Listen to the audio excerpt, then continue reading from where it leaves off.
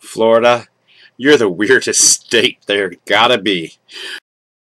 Good morning, this is Toad Vlogs in the Morning Show, and this story is, of course, from Florida because it's weird. So this guy goes to the pharmacy, a grocery store, and he wants to get his prescription filled, but he doesn't have the right paperwork and stuff, so they say, you know, come back when you got the paperwork. And well, he's ticked.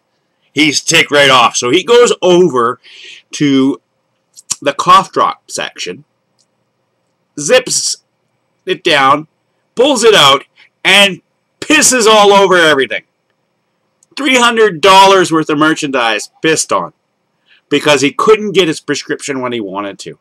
You talk about, you know, people who've got road rage. Well, this guy had pharmacy rage. And the police have got a nice little picture of him urinating all over everything, so I'm sure that they're going to catch him pretty soon. And I don't know, if your cough drops smell like piss, maybe you should go somewhere else.